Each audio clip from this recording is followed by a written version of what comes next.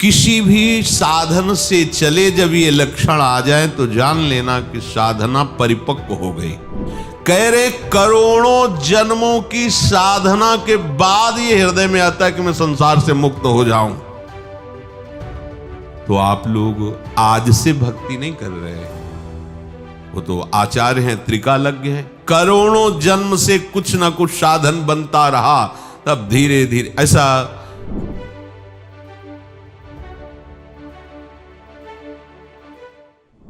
कैसे जाने कि हम उपासना के फल को प्राप्त कर लिए।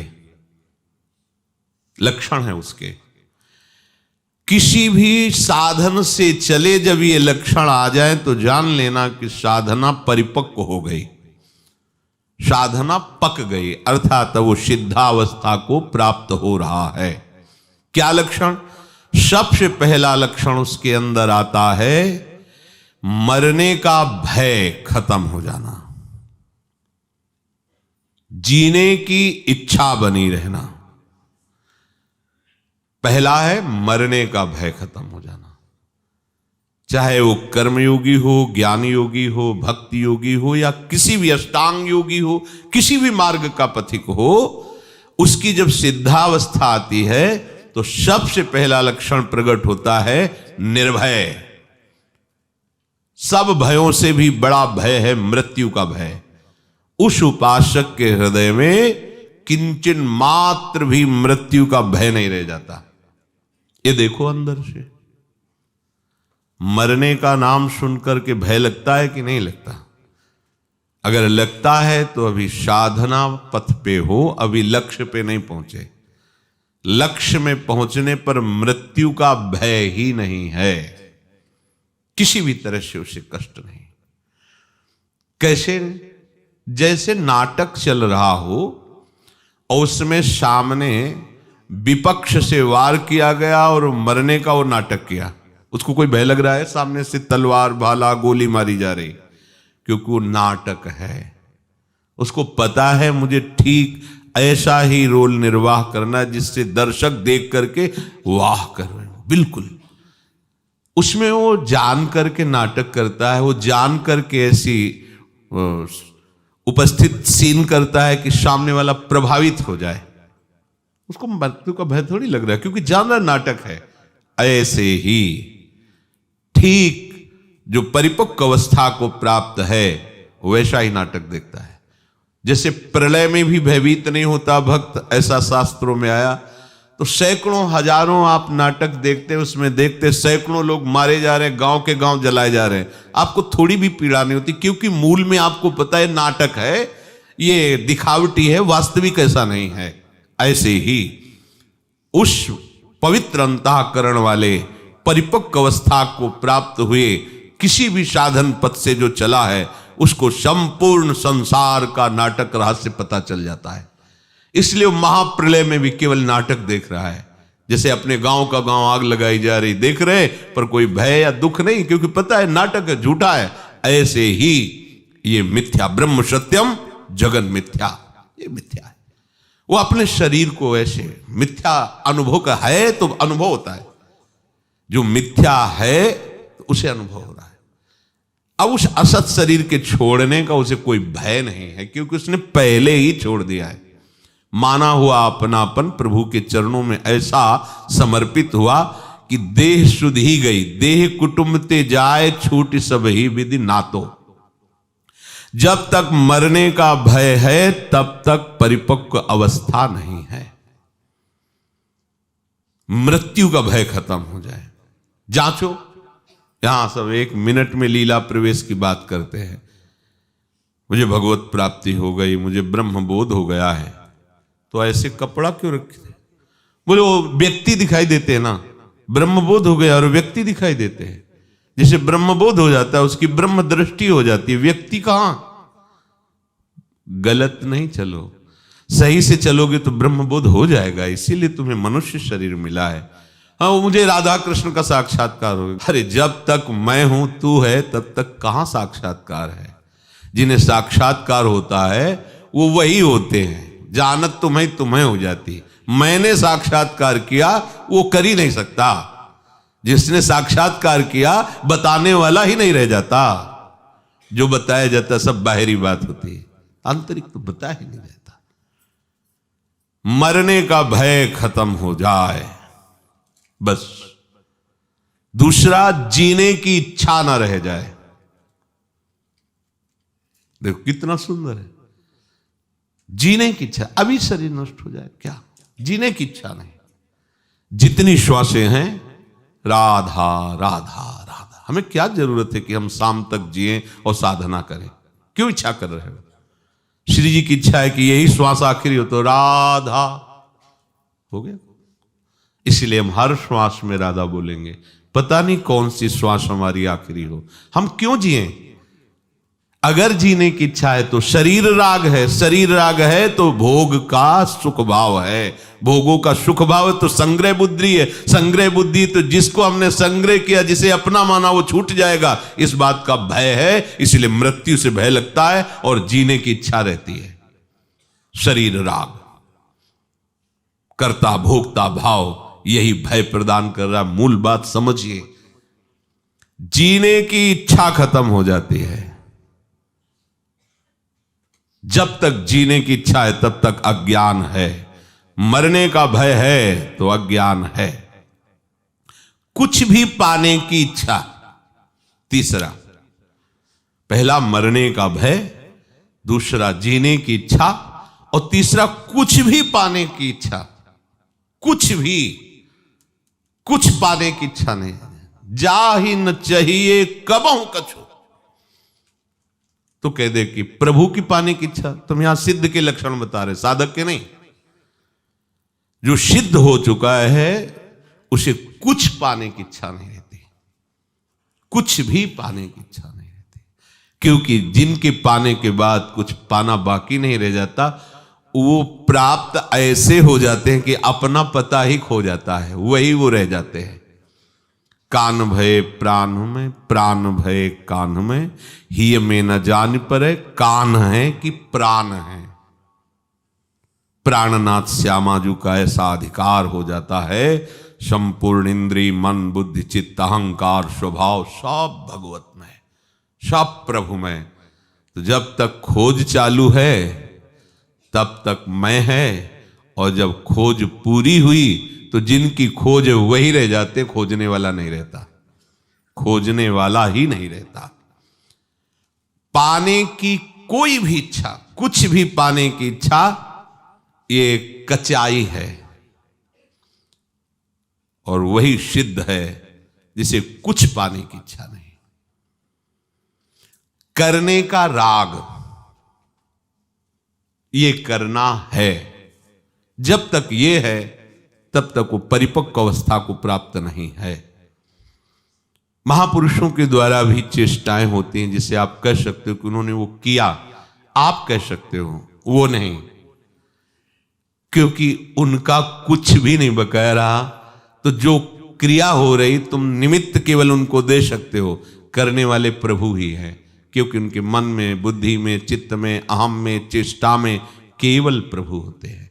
प्रभुमय हो करके प्रभुमय जगत में प्रभुमय कार्य हो रहा है। वो संसारी होकर संकल्प विकल्प करके कर्ता भाव से कुछ नहीं। ये सिद्धावस्था का लक्षण है। मरने का भय नहीं, जीने की इच्छा नहीं, कुछ भी पाने का लालच नहीं, कुछ भी करने का राग नहीं। ये हो गई स्थिति। ये स्थिति के बाद आगे चलकर फिर प्रेम रस है। ये स्थिति सबको प्राप्त होती है, चाहे वो ज्ञान योगी हो, चाहे अष्टांग योगी हो, चाहे कर्म योगी हो, चाहे भक्ति योगी हो। भक्ति योग में ये महामहिम स्वरूप है कि वो यही नहीं टिकता, अब इसके बाद उसके अंदर इच्छा जागृत होती है। ये जो इच्छा होती है ये जागतिक इच्छाएं नहीं है।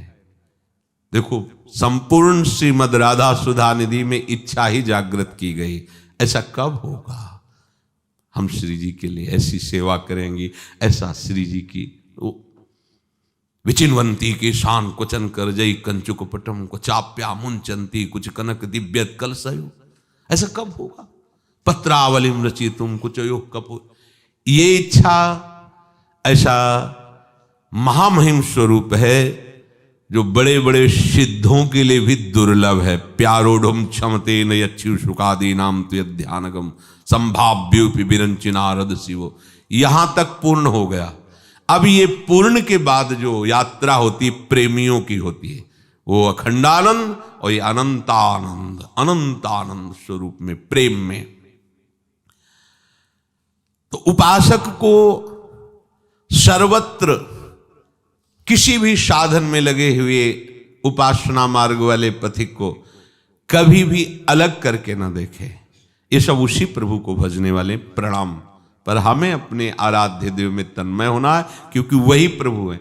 ये निंदा स्तुति का किंचन मात्र कोई प्रवेश का स्थान ही नहीं है। ये जो एक दूसरे उपासना की खींचातानी करते रहते हैं, ये अज्ञानी हैं। ये न कर्मयोगी है, न ज्ञान योगी है, न भक्ति योगी हैं। ये झगड़ा योगी है।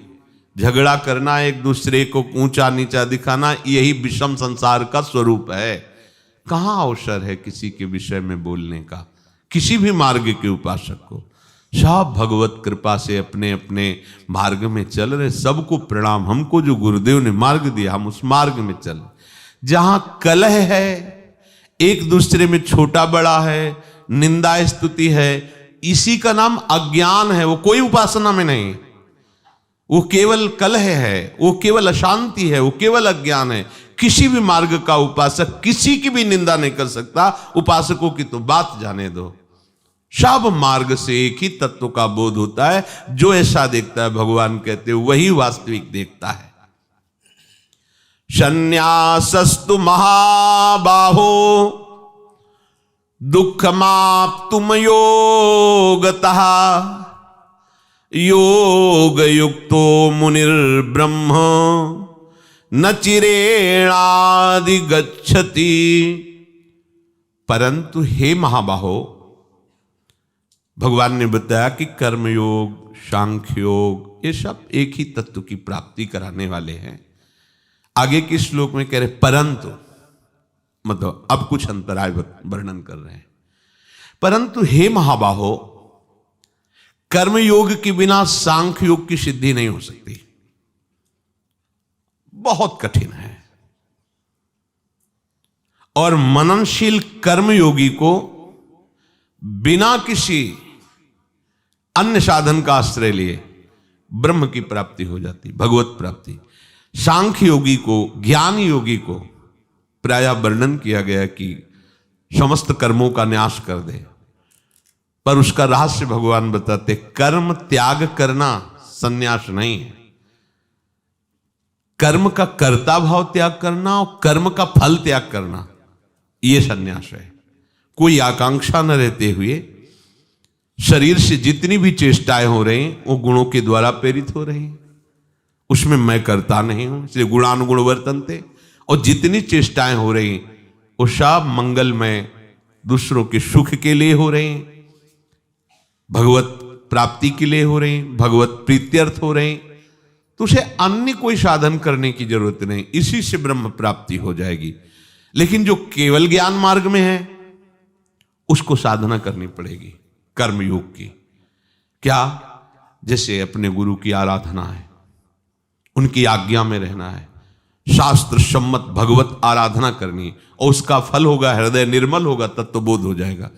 केवल ज्ञान पढ़ करके और उपासना स्वीकार न करे, बिल्कुल उपासना, तो वस्तु को प्राप्त नहीं हो सकता।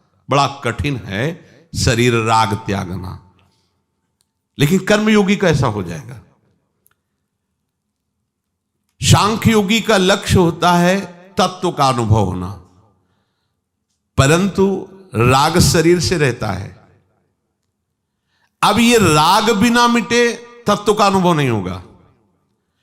इस राग के मिटाने के लिए उसे साधना करनी पड़ेगी, और राग मिटाने का सुगम उपाय है कर्मयोग का अनुष्ठान।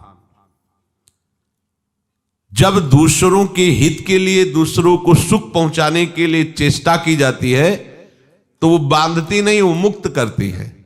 और जब अपने लिए की जाती है, अपने सुख के लिए, तो वो बांधती है। ज्ञान युग के पथिक को भी ये आचरण करना ही पड़ता है। गुरु की आज्ञा में रहना, गुरु की सेवा में रहना, उनके अनुसार जगत मंगल के लिए नाम कीर्तन करना, वो भक्ति भगवान की प्रेममयी उपासना नहीं है वहां, पर वो नाम कीर्तन करेगा, वो आराधना करेगा। कोई भी जैसे ज्ञान मार्ग के पथी के भगवान विश्वेश्वर विश्वनाथ जी को जल चढ़ाना, अर्घ देना, सब कर रहे हैं तो करना पड़ेगा, उससे राग मिटेगा। यद्यपि ज्ञान की सिद्धि अक्रियता में है, अकर्ता वो स्वरूप है, अब भी है, अज्ञानी के अंदर भी वही है। स्वरूप अकर्ता है, स्वरूप आकांक्षा रहित है, उसमें कोई चाह नहीं। पर जब तक हम उस स्थिति को नहीं पहुंचते तब तक देह भाव में जो हमारा राग हो गया है, इसको मिटाने के लिए आराधना करनी ही पड़ेगी। आद्य गुरु भगवान शंकराचार्य जी कह रहे हैं कि जंतु नाम नर जन्म दुर्लभ मतः पुंसस्त्वं ततो विप्रता तस्माद्वैदिक धर्म मार्ग परता विद्वत्मस्मात् परम आत्मानात्म विवेचनम स्वनुभयो ब्रह्मात्मना संस्थितिर मुक्तिर्नो सतकोटि जन्म सुकृतै पुण्यर्विना लभ्यते। जीव को मनुष्य जन्म मिलना बहुत दुर्लभ है। जंतु नाम नरजन्म दुर्लभ मतः, बहुत दुर्लभ है। शास्त्र में जगह जगह महाराज निमि नो योगेश्वर से कहे दुर्लभो मानुषो देव, बड़े भाग मानुष तन पावा। जगह जगह इसकी दुर्लभता है, क्योंकि इससे भगवत प्राप्ति होती है। यही बात दुर्लभ है। नहीं तो देवताओं के ऐसे शरीर है कि जहां से निकल जाए तो सौरभ छा जाए, सुगंध ही सुगंध छा जाए। उनके पसीना नहीं आता, उनके बाल नहीं पकते, दुर्गंध युक्त कोई मल आदि नहीं, सब दिव्य हैं, देवता है। लेकिन देव दुर्लभ कहा गया है शरीर। बड़े भाग मानुष तन पावा, सुदुर्लभ। ऐसी वहां सब सुंदरियां हैं, ऐसी सेवा सामग्री है, बड़े बड़े मुनियों के हृदय में क्षोभ हो जाए ऐसी सुंदरियां हैं। और वो मनुष्य शरीर के सामने उनको कुछ गिना नहीं गया। सुर दुर्लभ सदग्रंथन गावा। देवताओं को दुर्लभ है शरीर, जबकि उनका शरीर वो वायु मार्ग से चल सकते हैं, उनको जमीन की आवश्यकता नहीं, जमीन स्पर्श भी नहीं करेंगे। अंतरिक्ष में, आकाश, जहां मन किया तत्काल वहीं पहुंच गए, जैसे उनकी जैसी सिद्धि देवता। लेकिन उनको भी मनुष्य शरीर से हे ही कहा गया है, इसको श्रेय माना गया है। मनुष्य शरीर को क्या श्रेय है? भगवत प्राप्ति। वो नहीं कर सकते, वो नवीन उपासना करके भगवत प्राप्ति, आप नवीन उपासना करके भगवत प्राप्ति कर सकते। जंतु नाम नरजन्म दुर्लभ मतः, ये सब शास्त्रों का मत है कि मनुष्य शरीर बड़ा दुर्लभ है। उसमें भी पुरुषत्व, फिर विप्रत्व, फिर वैदिक धर्म का अनुष्ठान, फिर विद्वता, ये सब कुछ अत्यंत दुर्लभ होने पर भी सबसे दुर्लभ बात है भगवत प्राप्ति, जिसे आद्य गुरु कह रहे हैं ब्रह्मात्म भाव स्थिति। ब्रह्म में अभेद भक्ति, मैं वही ब्रह्म हूं, ऐसा अनुभव होना। उसको हम अपने इस भाव में लेते। मनुष्य जन्म में लेना, उसमें पुरुषार्थ करने का उद्देश्य हृदय में होना, पुरुषार्थ भी मुक्त होने का, परम पद का, भगवत प्राप्ति का। ये अत्यंत दुर्लभ। मुक्तिर्नो सतकोटि जन्म सुकृतै पुण्येर विना लभ्यते। कह रहे करोड़ों जन्मों की साधना के बाद ये हृदय में आता है कि मैं संसार से मुक्त हो जाऊं। तो आप लोग आज से भक्ति नहीं कर रहे, वो तो आचार्य हैं, त्रिकालज्ञ हैं। करोड़ों जन्म से कुछ ना कुछ साधन बनता रहा, तब धीरे धीरे, ऐसा पद में भी एक पढ़ा था कि बहुत जन्म जब उनकी भक्ति, फिर इसके बाद जो है श्री कृष्ण की भक्ति, फिर उसमें भी श्री कृष्ण द्वारिकाधीश, मथुराधीश, उसमें भी ब्रजमंडल, ब्रजेंद्र नंदन, उसमें भी नवनिवृत्त निकुंज की भक्ति। ये तो अत्यंत, वो क्रम वर्णन है, इतने जन्म उनकी आराधना। तो आपको लगता है कि अब अपने लोग को ज्ञान नहीं, पीछे क्या क्या आराधना हुई, अपने को ज्ञान नहीं, पर जरूर हुई होगी आराधना, तभी हमको ऐसा श्री जी ने आकर्षण किया, सौभाग्य दिया।